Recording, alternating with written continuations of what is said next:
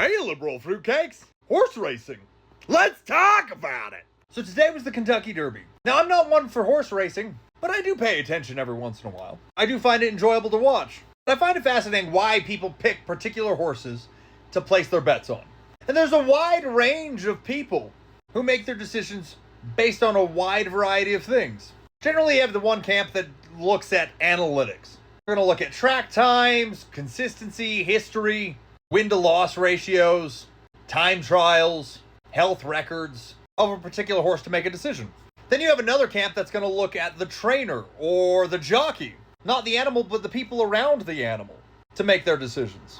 Win-to-loss ratios for the jockeys, win-to-loss ratios for trainers, or they'll look at the breeders of that horse, which leads us to the next camp, the people who look at pedigree, the sireship, the history of the bloodline for that animal.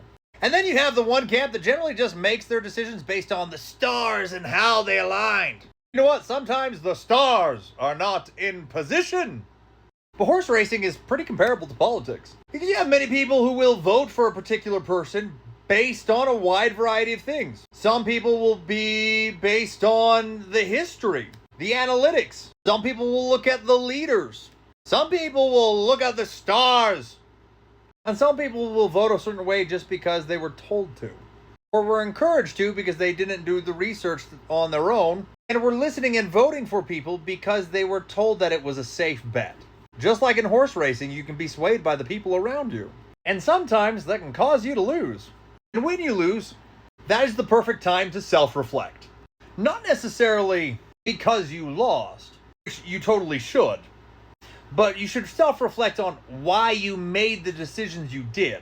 What worked and what didn't. What resonated with you to make the decisions you made. Now, I've had a couple of people in my comments say, well, Republicans have zero self-reflection. Wrong. Do you know why Republicans have self-reflection? And what proves this fact? The Republican Party resonated better in the elections and therefore won the House, the Senate, and the presidency. Now, even if you win, you should self-reflect and understand why you won and how you can continue to replicate the reason you won. What resonated with people? What worked for you?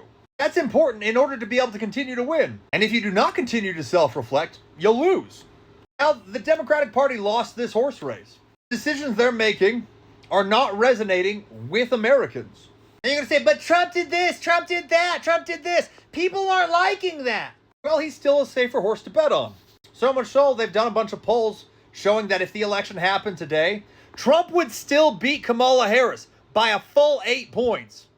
Maybe it's time for the Democratic Party to ditch a lot of the ideas that they have and move towards a more moderate opinion. Because if you don't, you're going to keep picking the wrong horse and you're going to keep losing. Have a good day!